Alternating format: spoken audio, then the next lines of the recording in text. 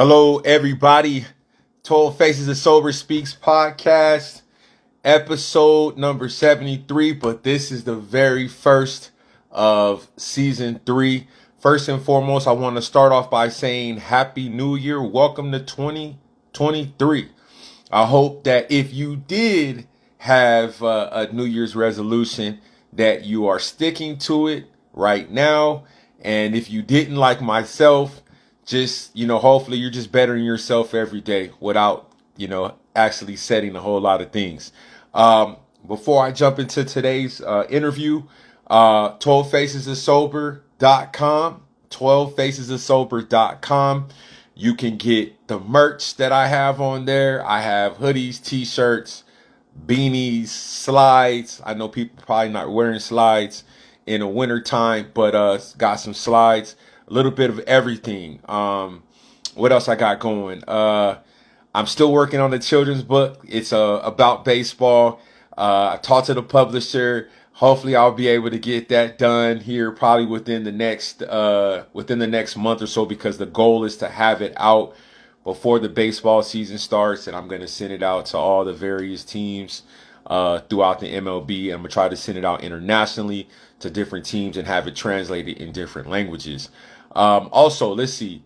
I have my first speaking gig. My first speaking gig will be at St. Cloud State in February. I will not release the date until everything is confirmed as far as the flyer, which will be done probably, I think, next week.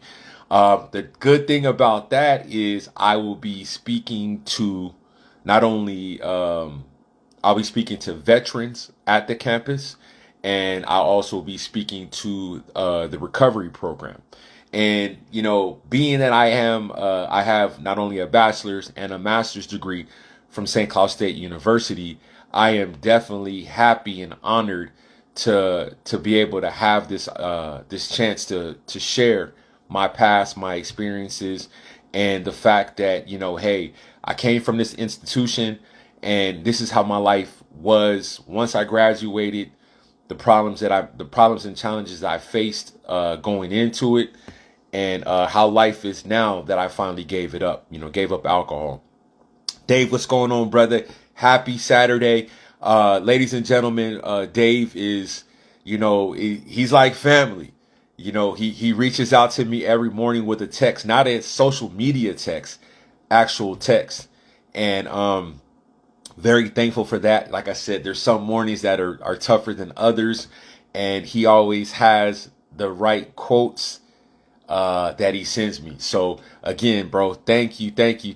Happy New Year's to you. I know I have texted you a couple different times and said it, but just thought I'd say it here on social media. Hope all is well. We got a whole lot of snow this past Wednesday that I was not expecting, and it's making me rethink my whole living situation in Minnesota. But I digress, and that's a whole nother story. But yeah, so I have a lot of things going on. I'm trying to not only shift, not only continue to do the podcast and everything like that, but I'm trying to go into the avenue of public speaking. Like I said, my bachelor's is in radio broadcasting, and my master's is in strategic media communications. And now that I have a little bit over a year under my belt as far as the podcast, now I'm trying to take it to another level. Yeah, I got used to it. I was away from Minnesota for what, 3 years. So, I came to visit, but most of the time when I came to visit, it was during the summertime. So, again, today's guest is Anneca. She's an author. Let me get my pages together. Let me do the proper introduction. She has been sober since February 21st of 2015. She's a director of operations for Hollywood and Vine Recovery Center, and she's also the author of this amazing book. I didn't get a chance to finish it, but I did get into it, and we're going to talk about it, and she's going to share a lot about it, because like I said, ladies and gentlemen, it is an amazing book that she's going to put in the description so that you guys can purchase it and support her. Support a fellow person in the sober community that is an author.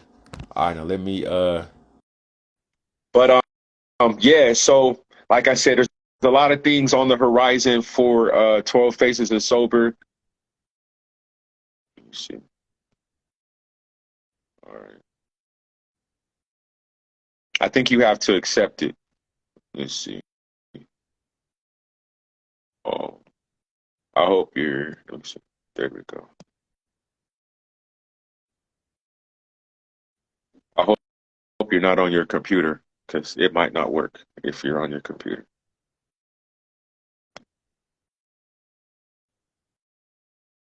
But yeah, we'll see if she does it right. Yeah, click the right link to get in on the live. But yeah, so what else is going on? Yeah, I'm trying to do the public speaking, and oh, here we go. Hello. Hi, What's can you going? hear me? I can hear you perfectly fine. How you doing? How you doing? I'm doing well.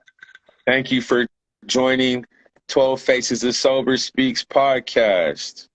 I appreciate you coming on. Let You're me take welcome. let me take these headphones off because I thought they was working, but they're not. Don't worry about it. Let me turn it off. So, welcome to the show. It is definitely an honor and a pleasure for you to join and be able to share your wonderful story on 12 Faces Sober Speaks podcast. So, what I'm going to do is I want you to let's just start with where you're from and how was life growing up in that area. Okay, I'm from hi everyone that's watching, and thank you for letting me participate here. I'm from Panorama City, California, and it's a inner city neighborhood, low income neighborhood. It's a predominantly Mexican neighborhood, and it's kind of a community. Okay. Now, like I said, I was raised in San Diego, and I'm not familiar. So, what city is like a big name city that's close to that? Um, I want to say it's comparable to like some inner city Los Angeles neighborhoods. It's kind of like there were some streets that were blocked off that you couldn't go down after certain times because of high crimes, lots of drug trafficking, um, a lot of those types of stereotypes. But what I experienced was also a lot of love and a lot of unity and community, a lot of poverty also, though. A community where you kind of knew the local bums' names in the neighborhood, so to speak, the alcoholic, homeless people on the corner. We knew who they were at various liquor stores, who was cool, who we needed to avoid as young kids, if that gives you an idea. Yeah, that definitely reminds me of George's Liquor. Big shout out to George's Liquor in National City, California, because I sure remember those winos. And just like you said, it was there was some that was cool that you almost knew, like you said, knew first name, but they did their thing, they protected you, and then there was some like, nah, you don't want to Yeah, go nowhere near. yeah. My Mhm. store was Smiley's in Panorama City. That's where I started getting my candy from. Okay. Okay, probably them 10-cent now laters or something. Yeah. So now did you come from um a family that struggled with addiction? There was a lot of heavy drinking in my family. There were people in my family that were just able to stop on their own accord or their own self-will. So that varies depending on how you define addiction, but it is hereditary. My great grandfather, actually, I just found out, was a member of Alcoholics Anonymous in Tulsa, Oklahoma. I think he was like maybe 40, 50 years sober when he passed.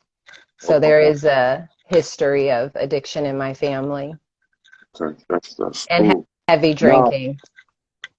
now growing up in California, like what were some challenges that you faced? I know you mentioned you go into the store as a youngster and who and what to avoid. But were there any challenges that you faced out there? I think a lot of the challenges I faced were internal. So my challenges began with facing different forms of powerlessness when I grew up. But that perception came from when I was really young, I started comparing my life, myself, and my insides to other people's outsides and what society told me it should look like. So by the time I was maybe, I don't know, between 5 and 7 years old, I had an idea of what a good mom looked like, what a good household looked like, who I should look like, what I should be wearing, how I should be speaking. By then, I was already told I spoke like a white girl, for example. So those were a lot of the challenges I faced with never finding any form of security in myself. So I always lived with this restlessness or this feeling like something wasn't right and looking outside of me to define how to fix that and make it right. Mm. And then, one thing, in that, I like to bridge the gaps and the connections, like, and when I was reading at the beginning of your book, like, embracing the culture, you embrace the culture that was around you, the love for the muse that, like, I think you said you learned how to speak Spanish, the Mm-hmm. food, and and Love it's it. kind of it was the same for me. It was like, okay, I was getting tired of hearing people say stuff in Spanish. They're like, I want to know what they're saying. So Yeah. eventually I learned, and even to this day I still love Mexican food. That's like by far one of my most favorite foods, just because that's all I knew. Like I said, I lived in San Diego from 82 to 2000. So that was, any other corner was a taco shop. You know what I'm saying? So how was that for you in terms of, were you accepted amongst your peers, or did you like, or were you? Because I mean, I experienced both. It was like some, still cool with me to this day, but then there were some that was like, nah, we ain't embracing this black kid. You know what I'm saying? So how was that for you? I was so accepted that when I was like a teenager, I was surprised at knowing the turmoil between the black and the brown people in prisons. Mm. I was kind of welcomed, I was loved. I think because I didn't accept myself, anything that I perceived as not being accepted was kind of like, it kind of had to do with how I felt about myself and not necessarily what was actually happening. So I had Okay. lots of friends in the neighborhood. Families welcomed me. I have a really multicultural family. So I was always accepted. I got lucky in that sense. But then as I got older, I started learning of other experiences. As an adult, for example, I had different cultures kind of tell me I was different for a black person. And I had some of those experiences, but I kind of had a little bubble where I was accepted, but that still didn't fix me inside. So that's when it became a problem. What's going on, Jessica? Thank you for joining the show. Always welcome. Um, now, now you have a very unique, what's the word? Like, how do I place it? So oh yeah, you like, because you were like basically advocating for yourself into going into modeling, and I saw that in the book that you were sending out, your school pictures, and I was like, wow, that is like truly grassroots marketing. So Yeah. what was it that got you in, or wanting to go into modeling? I think that it was me not being accepted or having a lot of roadblocks in other areas that I wanted to express myself. I first found that exhale in life through the performing arts industry, and I went to a performing arts magnet in junior high. So I knew that's where my spirit was starting to find its home. But it takes money to kind of start those things. And the way that I was trying to do it, I needed money for headshots, and then I needed to have a parent that was able to drop everything and kind of take me on those midday auditions. And then if I booked the job, there were just a lot of circumstances that my single family Panorama City household it didn't work out for me. But I went to the library and Tyra Banks had written a book about how to get into the industry for free. And I was directed to get that book because I was teased so much about being so tall and so skinny, and high school was hell for me. It was truly hell. All I wanted was to be thick and to have an apple bottom. And I experienced this kind of social torment because no matter what I did or who I tried to fit in with or who I tried to be, I never felt okay when I looked in the mirror.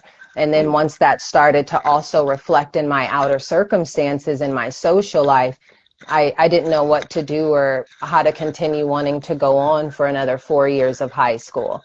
So I found someone with the same problems that I had, and I tried her solution, and that was Tyra Banks. It was a free book at the library, which was my safe haven, and I went after school, and on top of that solution, hers was free, so I kind of went for it. I was terrified, and Okay. it worked. And so how long were you in modeling? From about 14 to about almost 20 years Mm, till I was in my late 20s, okay. and I started when I was 14. Okay. And did you experiment, or I should just ask, when at what age did you start drinking or I had experiment? my first drink when I was 13. That's the first time that Mm, I drank. And I drank, got drunk the first time, didn't want anything to do with it for some time. mm. I got pretty Yeah, sick.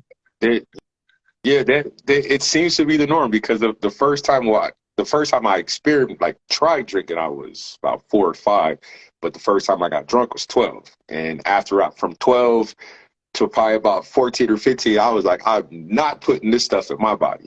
And it's interesting to hear more and more people say that that's like the age that they, got drunk, or the age that they actually started drinking. Hmm. So now, when you in early in your modeling career, I know you saw a lot of things that, we don't have to go into, but in terms of like abuse of a substance, was that something that you saw?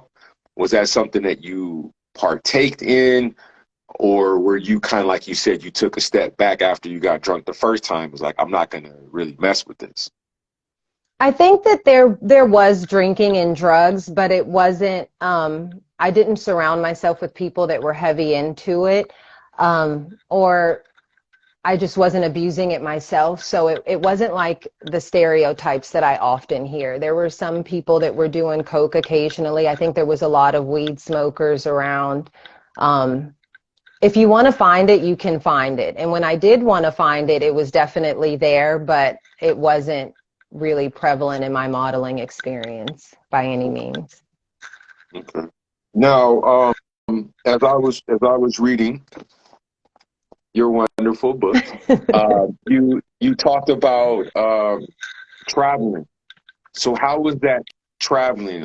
You traveled internationally as well as throughout the country. So if you don't mind, share with some of your experiences, some of the cities you saw. Like, how was that for you at a young age? Because the only thing I did in high school as far as traveling, I went to Maui for a basketball tournament.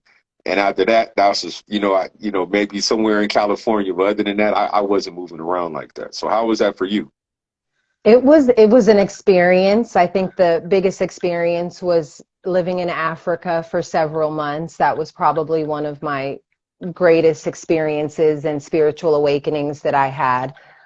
Living in Japan, that was my favorite culture, the advanced technology. I just love so much about it.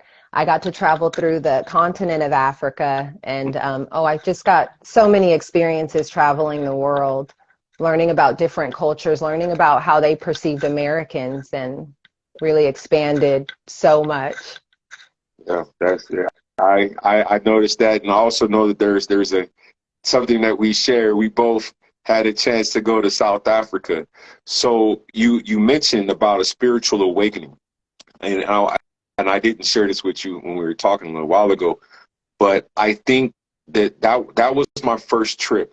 I think I went out there, maybe I was 3 months into my sobriety, and I knew, like, by me going there, I knew, like, okay, this is where I need to be in terms of getting my mind clear of all of what happened to me before I got sober, Hmm. but more so of like, okay, where am I going in my journey?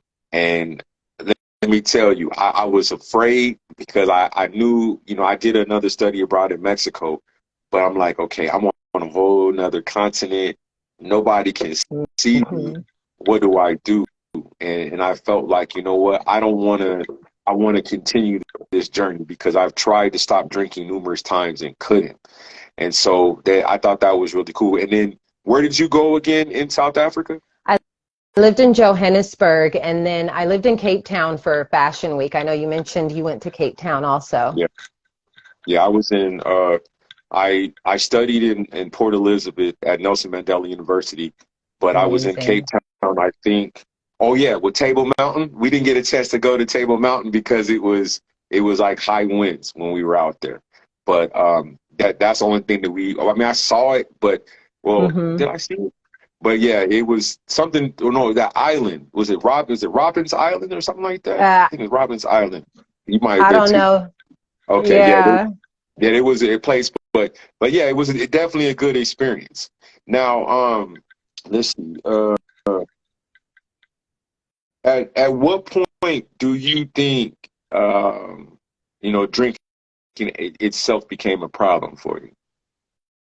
I think that drinking, that's a good question. I think that drinking became a problem the first time that I expected it to fix something inside of me. I'm not really sure when that was, but I'll tell you when I identified it as a problem was when the consequences and the problems that resulted from drinking were greater than I was able or willing to take.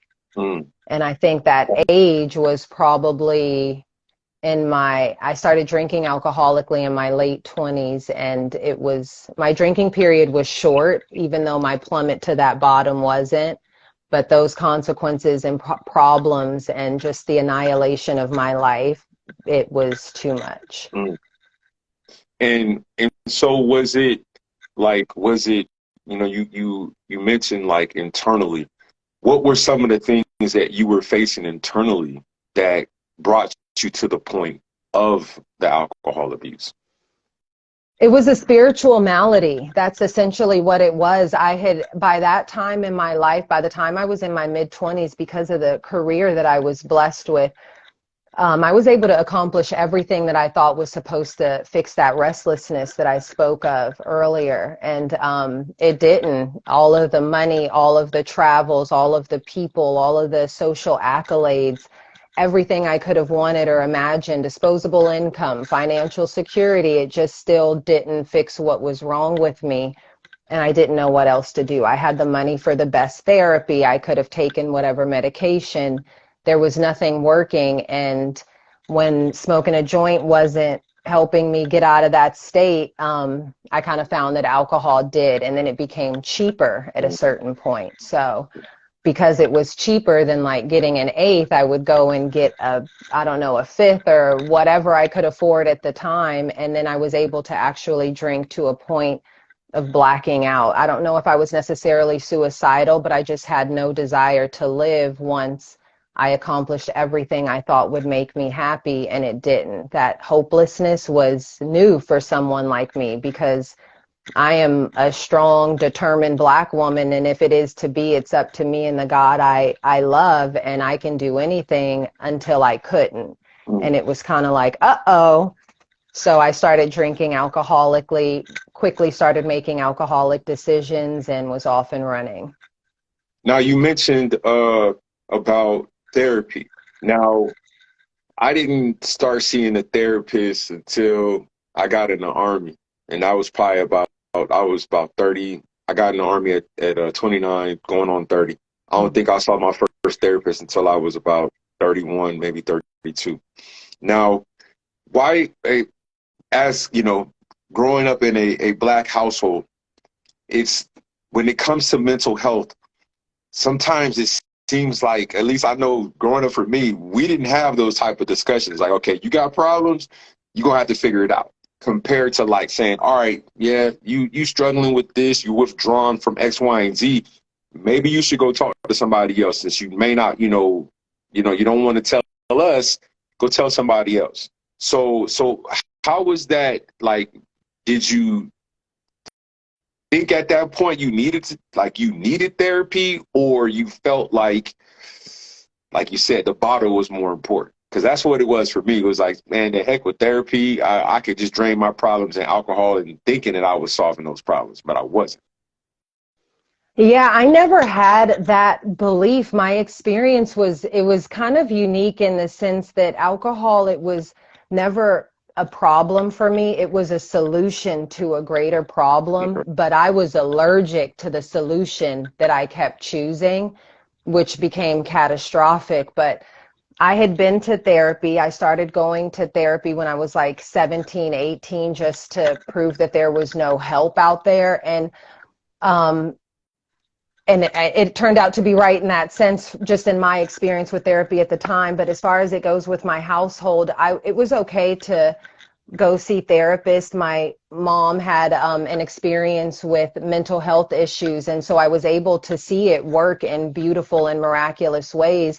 However, growing up in that Black household, there was still that sense of what goes on in this house stays in this house. So I was encouraged to get help with the symptoms, like if I was feeling depressed or other mental health issues that I may want to have addressed. But when it came to really addressing those underlying issues that I was looking to solve, there was a lot of perceived shame that I carried, or a sense of trading on my family, or snitching, if you would, excuse me, if you will, if I kind of got deep into what the real problems were. So Yeah, therapy was okay, but like, watch what you say, because you can't trust anyone. You know what I mean? right, right. And then the quote you said, "Whatever go on this house, stay in this house." Stays in this house. Yeah, that's that rings true. You know what I'm saying? And I wish that I would have, you know, went through therapy earlier. You know what I'm saying? And it's tough because people within my family have suffered from mental health. And I'm like, oh, okay, well, how you just skip me? You know what I'm saying? And then it was like, as you mentioned, I turned to the bottle. Hmm. And instead of like getting that help before things became a major problem. But I mean, I'm fine now. I mean, I'm in therapy, but it's just that, sometimes you wish you would have had it sooner. You know what I'm saying? So now in your book, I was reading Uh-oh. you, yeah, let me hold it up again. Yes, let me hold it up again. Black Recovery and Anneca Peoples. Your book, as I mentioned before we had the interview, it's a great book. Very descriptive. It's to the point, and in your words, it's raw. You know what I'm saying? And that's what I like to read in books. I don't want the super duper saturated edited stuff. Nah, just give it to Hmm. me, and you speak your mind. Straight up.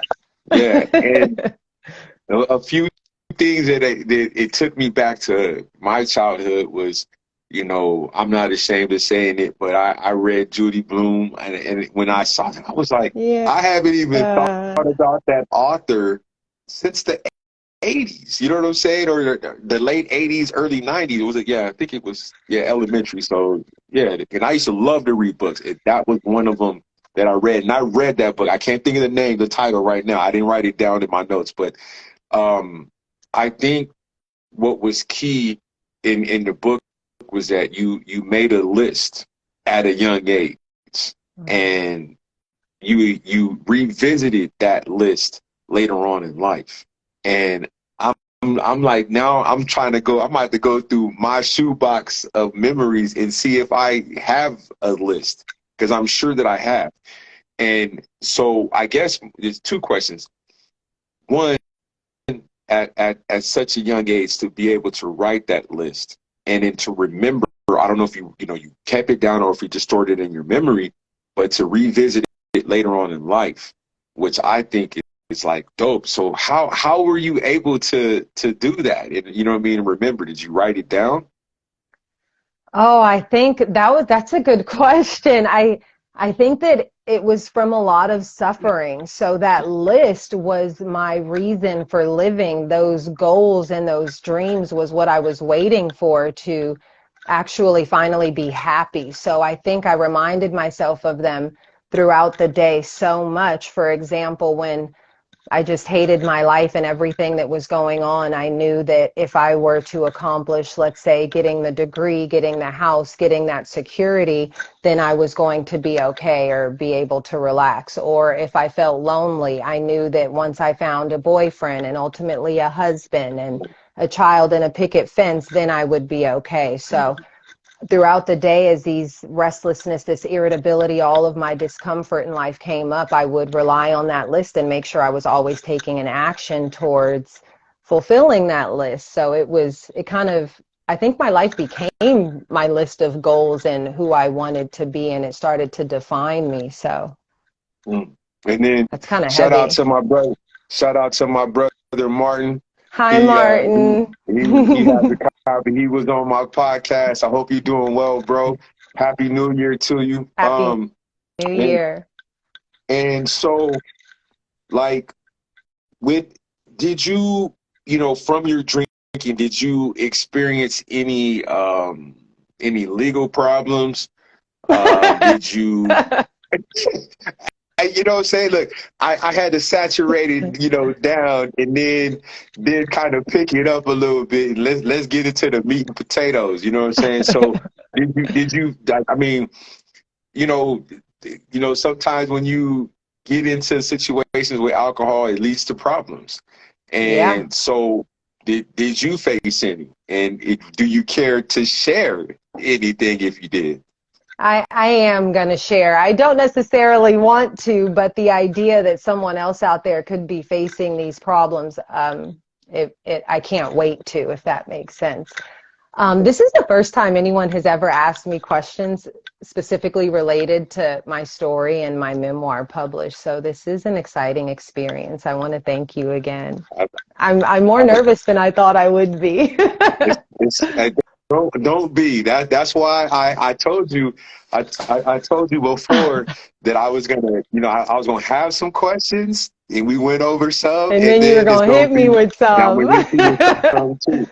You know what I'm The saying? consequences from drinking. Let's see. I had 2 DUIs. I got my first DUI after a night of partying with celebrities that were on the red carpet, and they were also getting their own DUIs in the media. However, my consequences weren't the same as theirs. I got my first DUI and I woke up and my car was towed, and I had it was a bad circumstance. It was very humiliating and affected my family. And then I kind of realized that this life I was living wasn't there for me when stuff hit the fan. So that I was about 21 when I got my first DUI, and my next DUI was the beginning of my alcoholic bottom. And that DUI, I actually chose to drive, and I was driving in a blackout and I came to in the middle of a field sobriety test. So there were all of the consequences that come with that. I ultimately had about, I'd say, $20,000 in debt. I had to go to AA. I also had chose to get into an abusive relationship, which is what I was fleeing when I got that second DUI. And then I had a child in that relationship, so there was a lot of family court obligations and other classes, and the consequences took up about, I'd say, 25 hours of my week, approximately $30,000 of my income. I was on probations and all types of things. Ventura County is serious. And With the then fines. I'll say with the fines, not with the consequences, but with the financial penalties. But usually somebody that is in those circumstances is not really making a choice at that point. There's something wrong, to now throw that now out there. in the book now listen, I'm gonna ask now.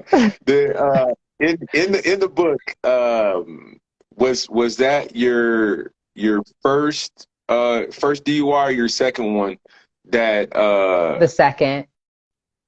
okay, where the your child's father had got you for or added charges on to the Hmm. DUI in terms of was it grand theft auto Yeah, grand I or was grand facing felony charges, wow now rather erroneous felony charges, I wow might say, but I did put myself in that circumstance, you know.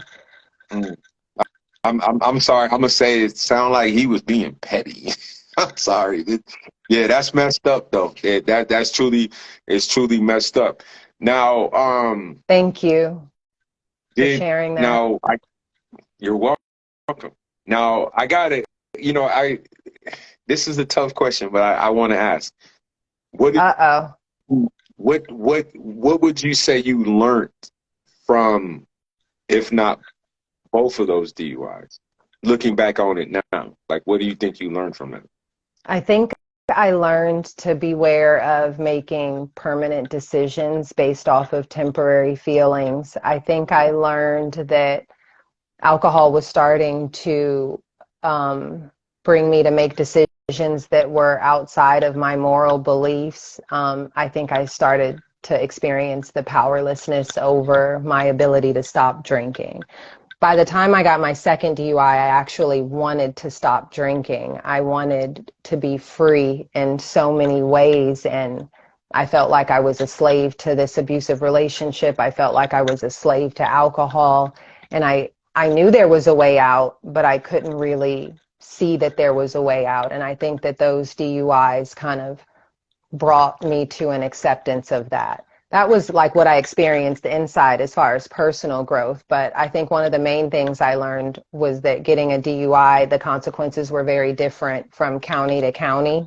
Mm, I also learned that it's where a lot of counties make a lot of their money from the charges, the fees that come about. I also learned that DUIs kind of put you in this cyclical cycle where they don't really give you any help. They kind of impose a lot of fees on you, but then they take away everything that's needed to kind of pay those fees. And then the penalty for not being able to pay those fees, even if you're taking the classes and you're doing everything you can, is we're going to fine you additional fees and interest. So then you're mm, completely upside down. And then that DUI causes you to lose your place in society because now you can't get insurance, you can't get a license, all because you couldn't afford to pay these fines, no matter how long you've been sober, no matter what debt you're chipping off. And it kind of brought so much about in my awareness. I learned a lot about our systems, about the people that fell into them, about what we do to get into them, about how to get out of them, about how to change them, and about how to change me. mm. Oh, listen, I appreciate you so far with all the information that you shared. Okay. And like I said, I don't want to ask, questions is not going to make you, too comfortable, but I know, I guess just from, past conversations, it's easy to structure the questions so, you'd be able to answer them right. And you mentioned in the book, court appointed AA.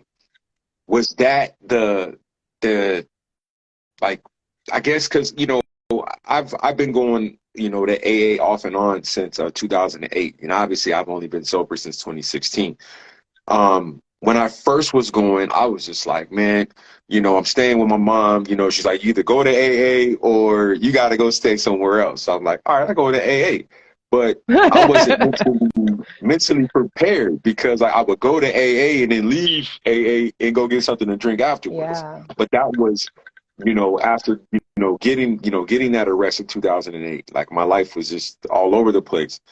And so, how was it for you knowing that okay, hey, this is court appointed, and you're fulfilling this obligation, but did you turn the negative mistake that you may have made in the past into something positive? How was your experience for AA?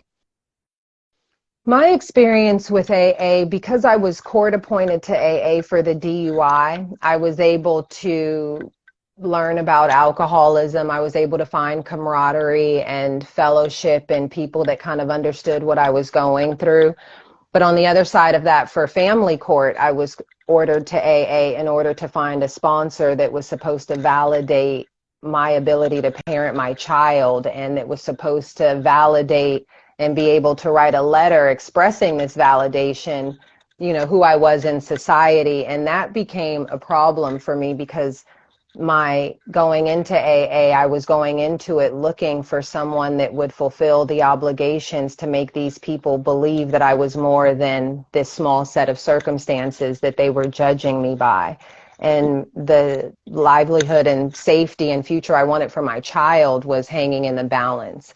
So I kind of had a different desperation with going into AA and finding a sponsor, and it was tough. But the experience that I really found was, I've never been to a bad AA meeting, so I will say that if I'm in a group of people who are looking to better themselves and looking to a higher power or something greater than them, and also about the greater good of others, it's a positive experience.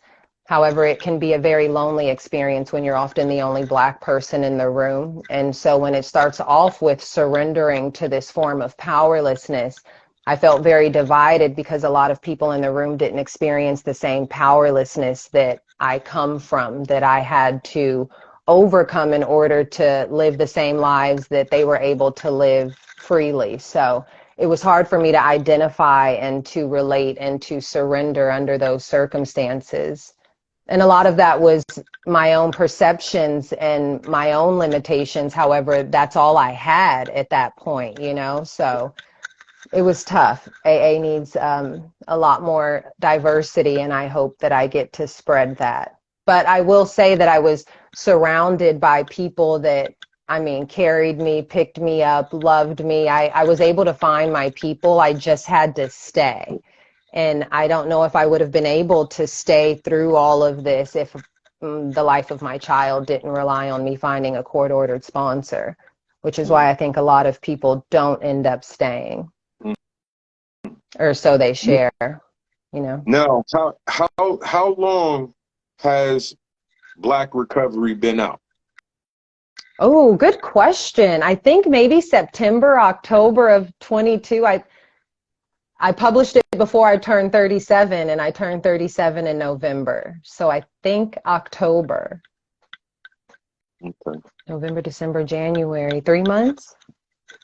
Okay, hold on a second. Jessica, courts, hospitals, and such would help folks in need by having a variety of options for recovery available. AA was great, but it's hard when racism becomes an outside An issue. outside issue, exactly. That is something after 2020, what was happening was I was starting to bring people from various prison groups and just diverse fellowships. And when we started sharing about things that were going on, even though it may have been political, politics have changed since they originally published that book in those traditions. And our real life experiences, we were told there's a singleness of purpose. These are outside issues, a lot of LGBTQIA issues and personal experiences being shared that were not welcomed. And then it started to really become a problem. It didn't matter what solutions and what small circle I found that was great for me. There was a greater problem, and our brothers and sisters were dying, that didn't fit into this narrow margin where they felt welcomed. Yeah. Even just women in general, it's tough, but the solution is there, and I don't want that to stop us from getting to the solution or keep going back and finding that right meeting where that one person will say, come over here.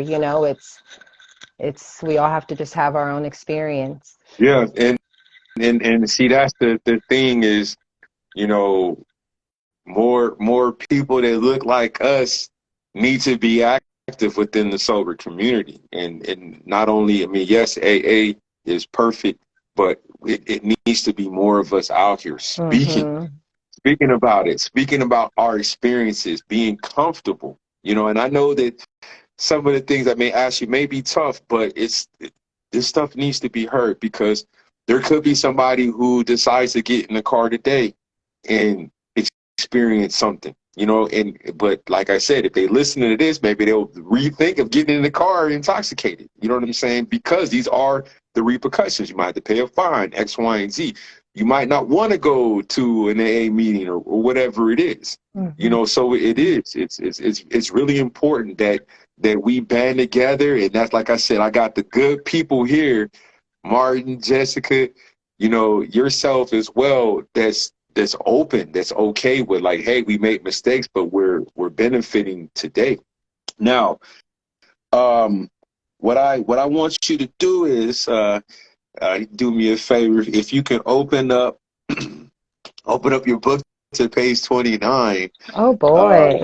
Yeah, I want you to if you don't mind, hit this. If you could just read. Let me see how long. It's not that long. Page 29. And you kind of touched on it, but I wanted to talk about this. Actually, that whole paragraph. It's not that long.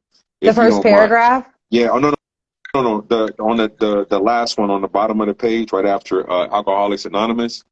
Mm-hmm. Within just a few Yeah. short months? Yes. Okay, I Please. will. I also want to, in addition to answering your question, mention that hearing the promises in AA is what also really kept me coming back. I started to witness these promises and miracles happen that were beyond my belief, and I wanted those, and I became to ultimately need those. And for that person that is still struggling out there, whether you decide to get in a car or not, I think that if we could all do better, we would do better. But the promises that have come true is what made me want to get sober and recover more than fear of the consequences. In my life today, I'm thriving within fashions back. I'm a published author. I went from homeless to an amazing home. My worst day today, I really wouldn't trade for my most successful day, living my greatest dreams. And that is what I hope keeps people from, just knowing there's a solution. There is a solution. Okay, I'm ready. I was not expecting this, Kenneth. Within just a few short months, I began self-medicating with alcohol to intentionally black out. I needed a break from being me. I was tired. While my drinking period was relatively short, the plummet to an alcoholic bottom was not. My life was soon to fall from walking fashion runways around the world to finding myself staring down the bottom of a vodka bottle to drown out the pain of living. And when I read that, it took me back to, numerous moments in my life that I faced, to where it was like, okay, army life. Ooh, got a drink. I'm married. Mm-hmm. Ooh, I got a drink. Mm-hmm. Just my own, at one point dealing with an abortion. Ooh, I had to drink, to remove myself from basically reality, and so, like I said, it was definitely a blessing that I got the book in time before the interview and was able to read, close to more than half of it. Wow. Yeah, well, you're going to be surprised when the next one that I got for you. But it inspired me. It inspired me because of the fact of, like, man, okay, I wasn't the only one. You know what I mean? It's like to hear somebody else's story, to read somebody else's story, and be like, wow, okay, the story, the situations may not be exactly the same, but they're similar. When it comes to the internal, when it comes to, like, man, this is what I know. Okay, I'm going to go to what I know over going to that therapist. And, like I said, the military, the only thing we had to do was leave work and go to therapy. I chose to drink and not deal with it. You know what I'm saying? Like, seriously, I was like, man, I'm good. But like I said, because you weren't finding relief or solution in that, so that's that sense of hopelessness. It's not, you didn't really have a choice if you weren't getting anything from that. You were still suffering. And then The second one, and I'll read it to you so you don't have to Tap into that. feel. Yeah. It says, this is on page 74. This is episode 74, and it stuck out. So I wanted to, Wow. yeah, it says, I hit a bottom that I was emotionally and mentally powerless, as you just mentioned, over finding any relief form. I came to I came to hear myself sharing at meetings about how I wasn't even sure who I was anymore. Facing truths like I laugh on cue for so long that I didn't even know what I thought was funny. Contrary action became a tool that I used for so long in an effort to manage and control my emotions, sobriety, and overall life. I began to share at meetings about how I was pretty sure I was just a liar. Now, like I said, and then I ended up stopping. I ended up stopping right then and there. So don't worry, there's no more. Probably do, like I said, a part two. I might just do a video, but it I guess from what I got, is it to, you finally started to open up. I know that when I was going to AA, I was just like, man, okay, I'm here. Like, I don't, like, all right, it's an hour of my time. My mom dropped me off. I walked back, but eventually I became, more open. I was able to share over being rebellious, over being Mhm. like, man, I don't want to be here. Like, I want to, what I mean? Only thing I'm thinking, I want to go drink.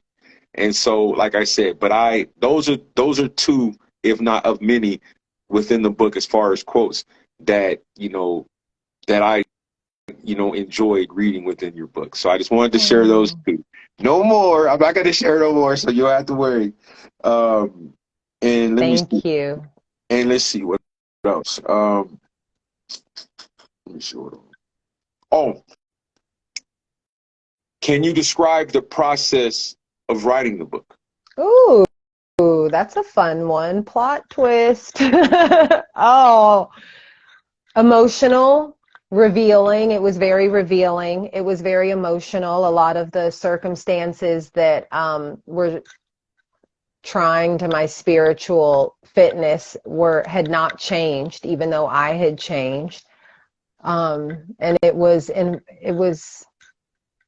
informative. I can't believe what the power of God can execute through me. A lot of this, there's just no way that I could have done it. Everything fell into place at the right time, from financially being able to, I self-published. So I learned a lot. I learned a lot about what I can do. I learned a lot about how unfit, how much room I have to grow, which I'm always growing, but I think that was really revealing. I learned a lot about how much I love myself, and I didn't know if I did, how sick and sad I really was back then. It was just very therapeutic, and it was really inspiring, because I hope that there's someone out there that can relate, and if they relate, maybe they'll come to believe they can recover. And if they recover, they'll help someone else recover, and we will all experience world peace in our lifetime. So that's Like kind of that. how I would describe that. I like that. Now, oh man. So you have other ventures. Oh, you know what? I'm sorry. Now, I didn't mention this, but this is also another parallel. Homelessness. Now, Hmm. what was your mindset during that time? My mindset was, oh, at that time I had a newborn son, and I describe it as a newborn will to live. So during that time I was desperate, and I was determined, and I was humbled enough to ask for help. And it was very tough. I was taking buses. I don't want to get into what you can imagine homelessness is like, is what my life experience was like during that time. And it was terrifying. but I was motivated, and I did see a way out. Even though I didn't believe I would make it there, I saw it, and that was enough to take the next step. Yeah, because the reason why I asked that is because I experienced homelessness before I got sober. Well, I Hmm. was sober during that time for 47, 48 days in Phoenix. And then I came up here and went on the bends for a couple of weeks, and then I got sober, and I haven't looked back ever since. But I Mm. almost faced homelessness last year, right before I And came up here. sobriety. I came back Yep. I've in been there. sobriety. Yeah, so and so like I said, I don't try to pry too deep, but it's just that to touch on it there, like these are some of the things that come with those with being sober or even drinking, but it's more or less of how you get yourself out of it and what you do, moving forward, I so. could not get myself out of it. I think that I'm so grateful for being homeless because my head and ego, I was like an egomaniac with an inferiority complex. I knew too much. I was too smart. I was too determined to ever surrender to anything. So my life fell to a place where I had to be completely broken in order to get the help that I prayed for and that I needed. And that included an alcoholic bottom and also not being able to financially support myself. That made experiencing the 12-step journey a lot easier almost because like it's easy to relate to powerlessness when you've lived your life to where you can't afford a roof over your head anymore. But if I hadn't quite got to that point, there's still this thought in the back of my head like, yeah, but I'm only powerless because of alcohol. And that's a very situational surrender. And then you get like situational results. I had to surrender my entire will, life, body, mind, and soul to the divine goddess within me. And in order to do that, all of that had to be broken down, apparently. Not for everyone and not for a lot of people, but in my experience, it did. Sounds like in yours too. Right.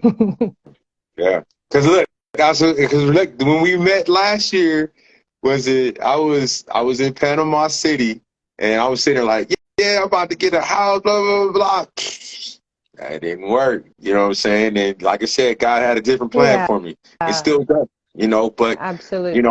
I'm content. I'm blessed. I got an apartment. I've been here since August, so I'm definitely in a much better place now. You also have something else going on I would like to know a little bit more about, is the Hollywood and Vine Recovery Center. What does that Mhm. have to offer? We are a nonprofit organization and we kind of take people through, and we have intensive outpatient recovery. So for those people who are court ordered, for example, and who have hit a certain bottom, usually coming out of a type of sober living, and they need that regimented fellowship, that's the program we offer. Honestly, the truth is that I tried to create a program that has already been in place since 92, but we needed to fulfill these new obligations in order to be able to help those that are court ordered. Because the program of AA, for example, or these different types of treatment and recovery centers, the courts won't recognize unless they pay a crazy amount of fees, get a certain amount of licensing, and all of that stuff. So we have a program right now that is specifically for those 18-month outpatient programs that are court ordered, where we can kind of help people. And right now we are working towards, in Los Angeles, there is a huge movement to get the homeless people off of the street, and we are working to kind of be a voice on these panels for homeless advocacy that's kind of spreading awareness that you can't just give someone that's homeless a new home and a half-assed program, so to speak, and expect them to be able to survive and thrive. We're essentially setting them up for failure. You can't just give a hoarder a new home. So we're taking this comprehensive, holistic program and seeking the funding to actually employ and establish them in marginalized communities. I like that. Oh, listen, I got one more quote. I forgot. Now I don't know if it's I don't know if it's word for word what you said, but it resonates so much. In the hood, we have liquor stores, and in the suburbs, we have Starbucks. It's so true on every Very true. corner, right? Very true. And And, so and our then access to coping is, our choices are different. Our income is different. It costs me for $2 I could get drunk, you know, and then $7 for if a you want latte to. will come. You know what Yeah. I'm saying? For real. Now, also, um, you have a podcast, hmm It's on a and hiatus, but I do on the have high. one. Okay, well, I want to shout out everything you got going on. You know what I'm Yeah, in saying? So we, February, I'm going to be doing a 12 steps to a new you, where I am actually going through the steps in a very personal way publicly so people can get the experience and hopefully embark on their own journey. now, before we conclude, how has it been for you navigating through the sober community on social media? That is a good question. Um, it's been okay. I kind of started social media with intentions to make sure I was aware of the company that I keep. I believe it's a reflection of who we are. So I think it must be who I choose to follow and the energy that I bring, that it's been a lot of encouragement. I lost a lot of weight on social media. I don't know, I probably lost close to 50, 60 pounds. And I posted like a picture of myself in a two-piece with my hair not done at my largest size, and went on this self-love journey very publicly on social media. I don't think I got one negative comment. Now that I say that, I'll have experiences that have caught up with those, but it's been really positive. But that's because of the choices that I make in social media. I do remember getting sober early on and like looking at things that were going to make me feel bad, looking at what friends were doing in the modeling industry that I wasn't. And I definitely had that experience with seeking out things that were not making me feel good, but they were short-lived. I met you on social media. You were early on in my sober social media. Right. And this is what kind of experience we've had. I was And, very new when I met you into sharing publicly. right. And I appreciate it. I really do. And I would love to be sitting on the beach because I had the door open, the weather was nice, and all I had to do was literally walk like 10 feet. And there was the Gulf of Mexico. And I need to go back there ASAP because this 5-degree temperature, I'm not feeling. Man. Now, you have um you've given so many gems. I hope and pray that somebody, don't matter male or female, can get something from our discussion, because you have been very open. You've been transparent with this, even the tough questions. But I do appreciate it. But my question is before we go, is what would be something that you would want to, in terms of advice, leave those that will watch this?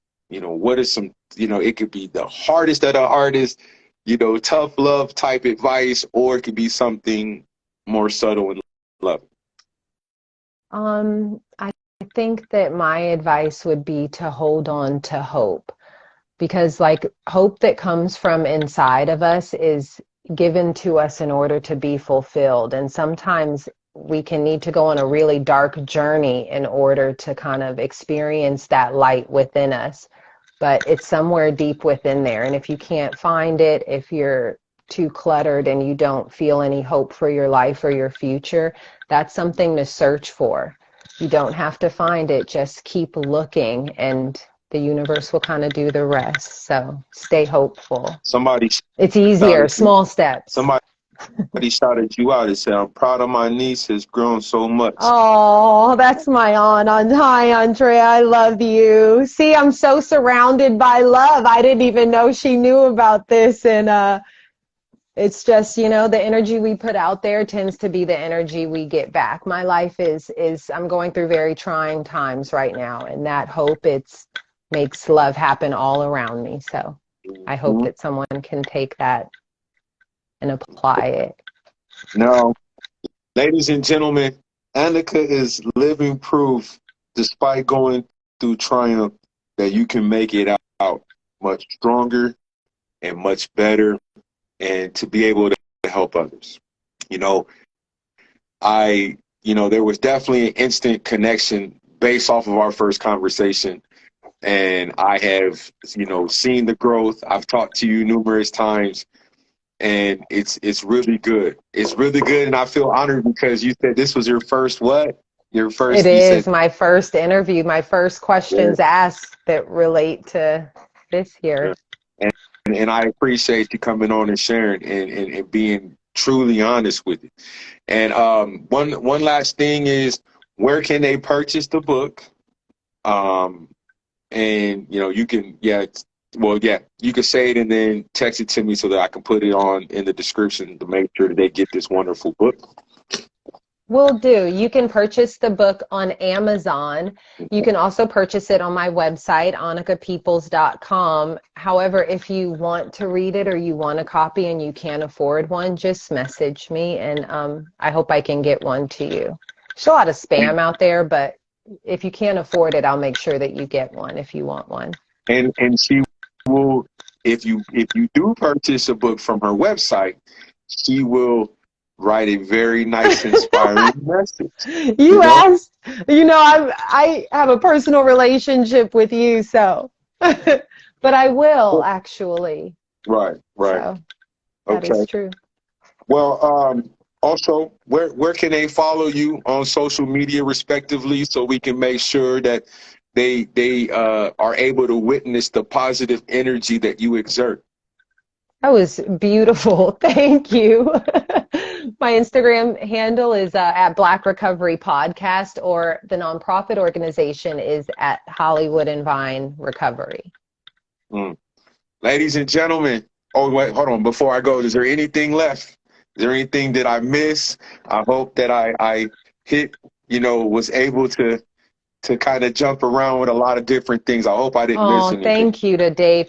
I hope everybody has a really good meal because that's what I'm about to go do. So let's Me go too. eat some good food and enjoy our lives and just know that we're all okay and doing the best we can.